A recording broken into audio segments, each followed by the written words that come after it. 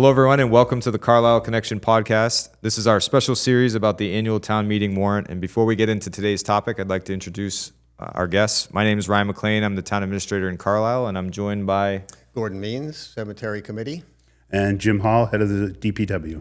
So this is a power team, a power group ready to talk to you about one of our town meeting warrant articles, which is Article 24, the Green Cemetery Expansion and Site Evaluation Funding. And I promise you this podcast will be more entertaining than that title. So town meeting voters will be asked to consider this article on May 18th at 6 p.m. in the Corey Auditorium of Carlisle Public Schools. We hope to see you there. But before we get into this article, gentlemen, I'd like to talk a little bit about the Cemetery Committee, which is proposing this article, how it got started, and specifically you, Gordon, how you got involved. Sure, thank you. The Cemetery Task Force was formed in 2024 at the request of the Select Board to look into the operational situation at Green Cemetery, which I guess was floating along. And when we came into it, we didn't know much about Green Cemetery, I'll tell you the truth. And we found out so much. So in the first year, in September, we delivered a paper outlining a lot of areas that we wanted to talk to. And they liked that, as a matter of fact. So we went to town meeting, and we got some funding for software, which has greatly improved the efficiency of Green Cemetery. And now we're drilling down into other areas as a committee to advise and recommend things to the Select Board, who is the Cemetery Commission, the legal entity. And you guys are doing a great job. But why were you interested in this work? Were you a cemetery aficionado, or is this something you were really interested in? Well, actually, I sort of am a cemetery aficionado in that I am a great history buff, and so I visit various places and always drove by the cemeteries to see some of the background that's going on. So cemeteries kind of fell into that. Plus, I have a background in project management, and this was right up my alley. You find an idea, and you sort of drill down and expand it, and you come up with a solution. Well, your energy towards this has been tremendous and a great example of Carlisle's volunteerism. So thank you. Thanks. And Jim, you've been dealing with the cemetery for a long time, at least a couple years. Yes, since I've taken over as director 3 years ago, I've been dealing with the cemetery, and it was not a pleasant task to begin with. Everything was done in old logbooks and old-fashioned ways, and with the Cemetery Task Force came along, and through the generosity of the residents, we were awarded funding for some GPR radar, ground-penetrating radar, which helped us find sections helped us find graves in the C section, which was basically unknown, unsurveyed, very hard to decipher what was available and what wasn't. Also, we've mapped out almost the entire section of the cemetery, and it helps me easily find the graves when I'm looking for somebody to inter or to sell a lot or something like that. So you've been directing the cemetery for 3.5 years, but how long have you been involved in cemetery operations? 31 years. Yeah, so you know what's going on. Yeah. All right. And during the course of the Cemetery Task Force and now the Cemetery Committee's work, not only did we upgrade software and look at operations, et cetera, but there was a discussion about space availability at the cemetery, something a lot of people don't think about, and the need to think in terms of the future, how are we going to provide this service, and do we need an expansion? So do you want to talk about how that conversation evolved and how we got to where we are today? Well, sure. In the beginning, we didn't really understand how it all worked. So Jim had to educate us over and over on some of the finer points. And you think of it as kind of like apples and apples, but it's not. Lots come in different sizes. There's 2, 3, 4, 2, 4, 6, 8. They're often even numbers that don't necessarily fit to the request. So you may have a 6 grave lot, and someone who wants 3 graves. And we have to figure all that stuff out. So what we did in the second round of our analysis is look at number of graves that have been sold in the past 5 years on average, number of graves that we knew were left, and that breaks it down to 1 to 1. And we came up with a number that was a little shorter than we expected, between 6 and 8 years.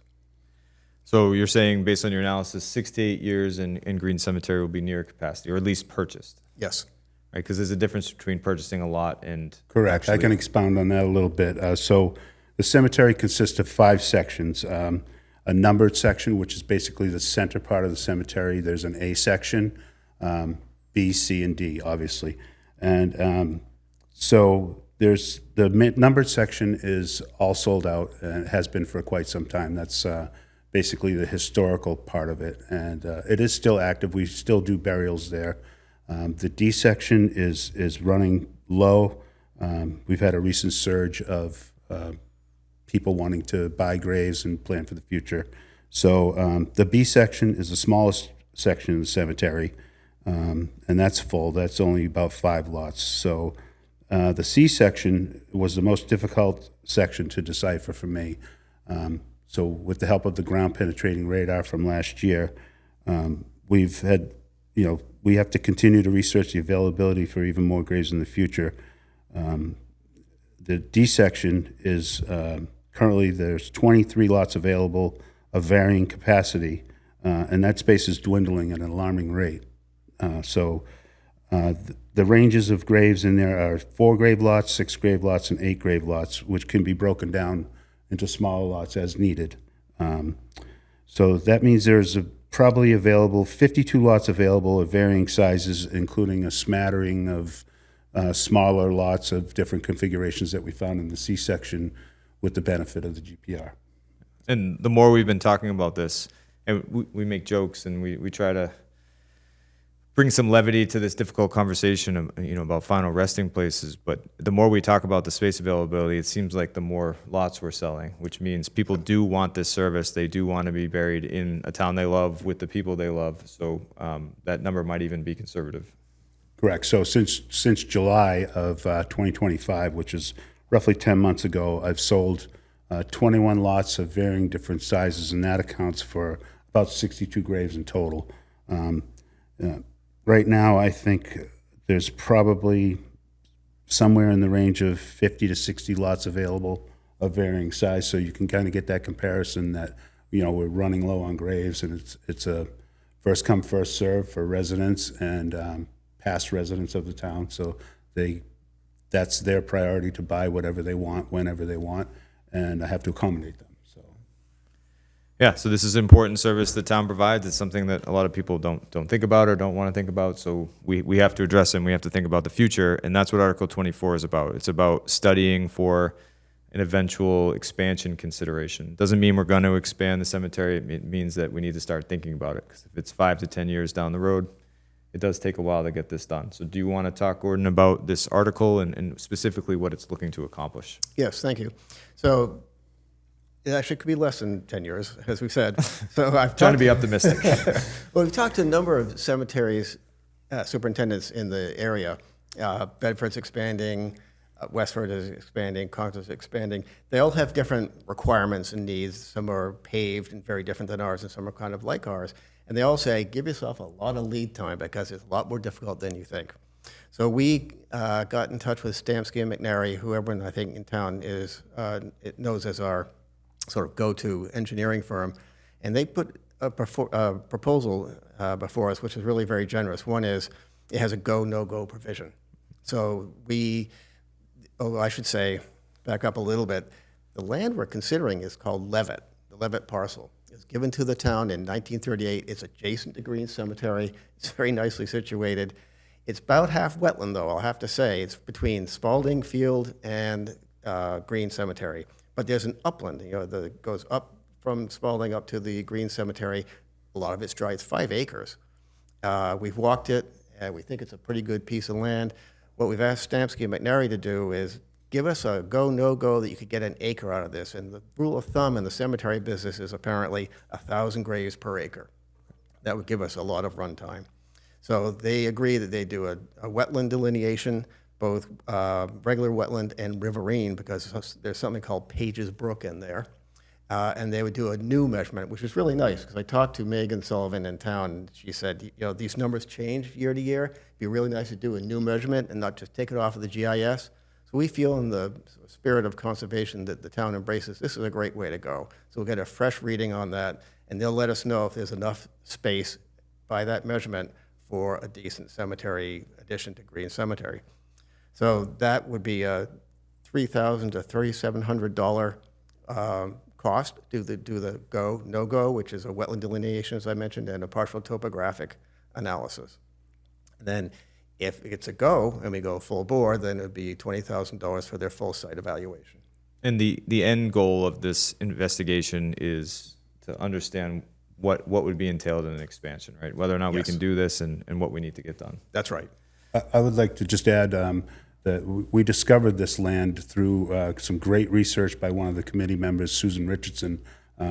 So at first, when this committee was formed, we didn't know anything about it, and she did some great research to actually find this letter that stated they were giving this property to the town for cemetery use only. So kudos to her. Yeah, more evidence that this town would not run without its volunteers. So the end goal is information, and then ideally in the future, information that would lead to a decision by the select board and the town on what to do next. Yes. So after this initial site evaluation, there'd be two other steps. There'd be a design phase and then a construction phase. We can't give accurate numbers on that now because every place is different. It depends on what they find. I tried to nudge Stamsky into giving me a ballpark. They say, you can't because you don't know what the ground's going to look like or if it's even usable. But whatever the condition is, that determines those next steps. What I like about this is often when you're able to plan into the future, you can control variables and costs. This isn't something that we have to get done this second. We should move quickly. Yeah, Right? But doing it now allows us to include it in our planning. absolutely. All right. Anything else, gentlemen, you want to add about the Green Cemetery Expansion Site Evaluation Funding, besides a better title? Grave situation. Very good. That's what, if we could name it that in the warrant, we would have, because people probably would have zoned in on it more. So to our voters and our listeners and our residents, this is one of many important articles that's going to be discussed at the annual town meeting on May 18th. We hope to see you there, and you will be educated even further about this important decision, and we hope you support it so we can better the town. Yes. Thank you for your time, gentlemen, and we'll see you at town meeting. Thank you.